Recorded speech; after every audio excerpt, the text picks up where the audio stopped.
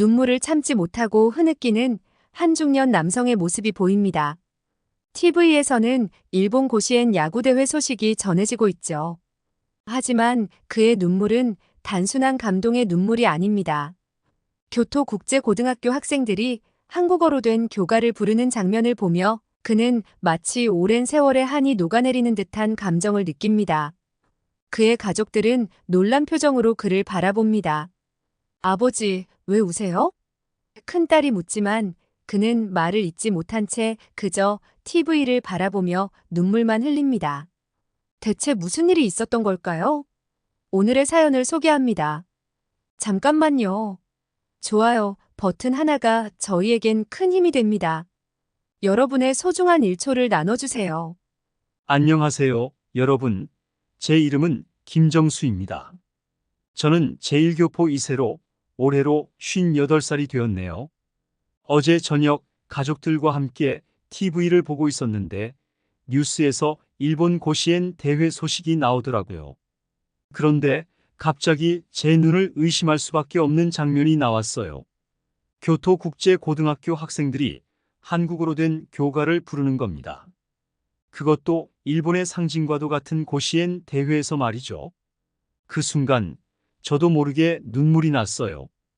아내와 아이들이 놀라서 저를 쳐다봤죠. 큰딸이 당황하며 왜 우냐고 묻는 질문에도 저는 한동안 말을 잇지 못했어요. 그저 TV를 바라보며 눈물만 흘렸죠. 여러분, 제가 왜 그렇게 울었는지 아시나요? 그건 바로 제 어린 시절의 아픔과 한이 한순간에 녹아내리는 것 같았기 때문이에요. 저는 일본 오사카에서 태어나 자랐어요. 저희 부모님은 한국 전쟁 직후에 일본으로 건너오셨습니다. 한국 분들이야 다들 아시겠지만서도 일을 할 수 있는 터도 많지 않아 입에 풀칠이라도 하기 위해 타향으로 넘어온 것이지요. 지금이야 한류가 젊은 사람들에게 큰 인기를 끌지만 그때만 해도 제1교포 2세로 산다는 것은 쉽지가 않았습니다. 어릴 적 저는 한국인이라는 이유로 많은 차별을 받았어요. 그때를 생각하면 지금도 심장이 떨리고 제 기분이 분한 것인지 슬픈 것인지 잘 분간이 안 됩니다. 아마도 둘 다겠지요. 저는 이제 58이 되었는데도 제가 초등학교에 입학했을 때가 생생합니다.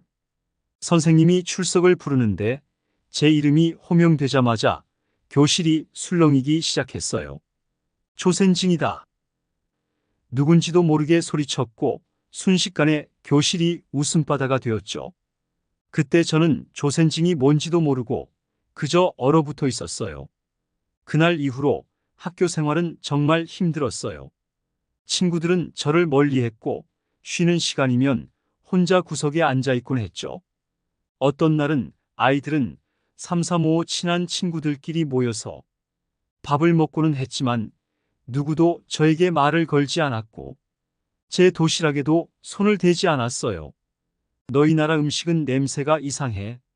라며 거리를 뒀죠. 그때마다 이 도시락을 만들어주신 어머니를 생각하며 울지 않으려고 입술을 깨물었습니다. 체육 시간도 너무 괴로운 시간이었어요.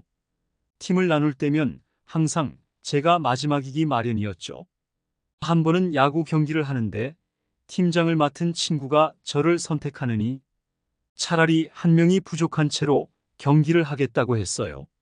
선생님도 그저 난처한 표정만 지을 뿐 아무 말도 하지 않았죠. 그날 저녁 집에 돌아와서 저는 아무 말도 하지 않았어요. 안 그래도 먹고 사는 걱정을 하느라 바쁜 부모님께 이런 일들을 말씀드리면 걱정하실 것 같아서요. 하지만 그날 이후로 저는 체육 시간만 되면 배가 아프다고 핑계를 대고 보건실로 도망갔어요.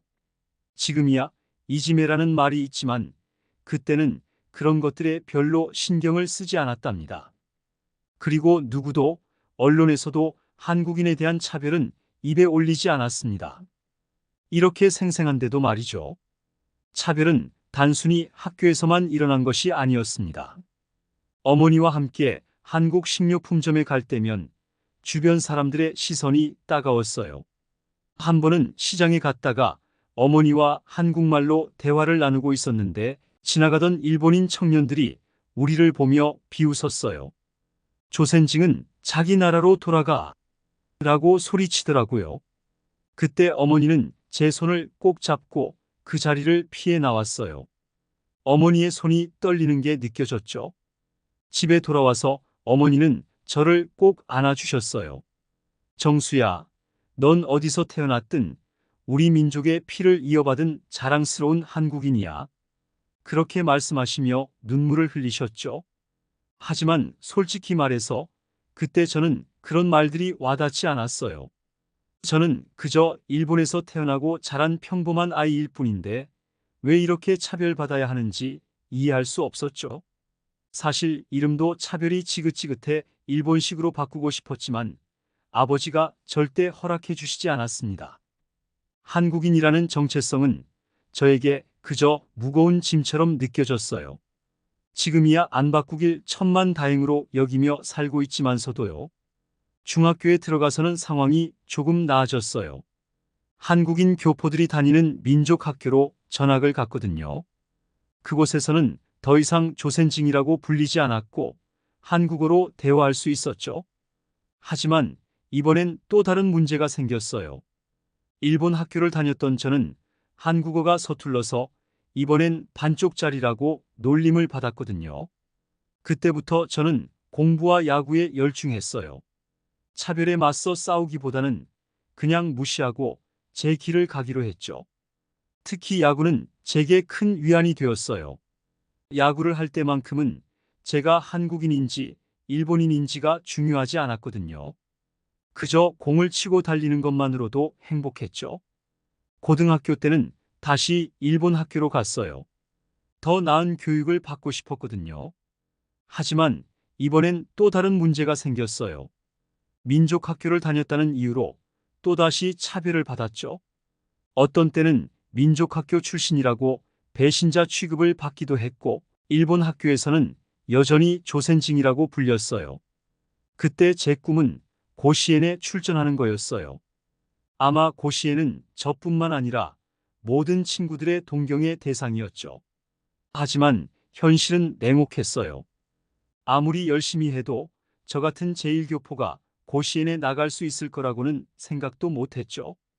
그래서 어제 TV에서 교토국제고등학교가 고시엔에 출전했다는 소식을 들었을 때 저는 정말 믿을 수가 없었어요. 더군다나 한국어로 된 교가를 당당하게 부르는 모습을 보니 가슴이 벅차올랐죠. 동해, 바다 건너서 야마도 땅은 거룩한 우리 조상 옛적 꿈자리. 이 가사를 들으면서 저는 그동안 제가 겪어온 모든 차별과 고통이 한순간에 녹아내리는 것 같았어요. 제가 어릴 적 꿈꿨던 모든 것들이 이제야 실현되고 있다는 생각이 들었죠.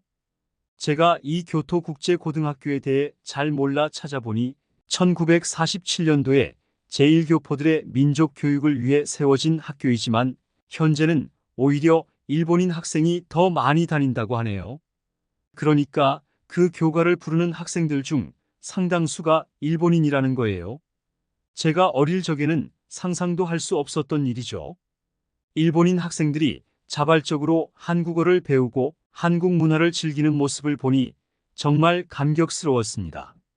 저 아이들이 환호성을 지르고 눈물을 흘리며 서로를 부둥켜 안는 모습을 보면서 참으로 많은 생각이 들더군요. 제가 겪었던 그 모든 고통과 차별이 어쩌면 지금의 이 순간을 만들어내기 위한 과정이었던 건 아닐까 하고요. 물론 아직도 일본 사회에는 혐한 세력이 있고 제1교포들을 향한 차별도 완전히 사라진 것은 아니에요. 하지만 그래도 많은 것이 변했다는 걸 느낄 수 있었죠. 이 모든 걸 지켜보면서 저는 우리 아이들에게 말해주고 싶었어요. 우리가 어디에서 왔는지, 그리고 우리의 뿌리가 어디인지를. 한 번은 제 둘째 아들이 자신이 한국인의 피를 이은 것이 자랑스럽다고 하더군요. 온갖 어려운 일을 딛고 세계에서 가장 가난한 나라에서 사람들이 동경하는 훌륭한 나라가 된 한국이 멋있다면서요. 그 말을 듣는 순간 창피하게도 또다시 눈물이 나버리곤 말았습니다. 제가 어릴 적 그토록 부끄러워하고 숨기고 싶어 했던 정체성을 제 아이들은 자랑스럽게 여기고 있다는 사실이 너무나 감격스러웠거든요. 오늘 밤 기분이 좋아 소주를 한잔 하고 있는데요. 저는 아주 오랜만에 편안한 마음으로 잠들 수 있을 것 같습니다. 제가 겪었던 모든 고통과 아픔이 헛되지 않았다는 생각이 들었거든요. 그리고 앞으로 우리 아이들은 더 나은 세상에서 살 수 있을 거라는 희망도 생겼고요. 아이들을 보면 저는 문득문득 제 부모님 생각이 나곤 합니다. 부모님은 항상 우리가 한국인이라는 걸 잊지 말라고 하셨죠. 어릴 때는 그게 왜 그렇게 중요한지 이해하지 못했어요. 하지만 이제야 그 의미를 깨닫게 된 것 같아요. 우리의 뿌리를 알고 그것을 사랑하는 것. 그게 바로 우리를 더 강하게 만들어주는 힘이 되는 거죠. 그리고 그 힘을 바탕으로 우리는 더 넓은 세상을 향해 나아갈 수 있는 거고요. 지금까지 제 이야기를 들어주셔서 감사드립니다. 우리 함께 나아갑시다.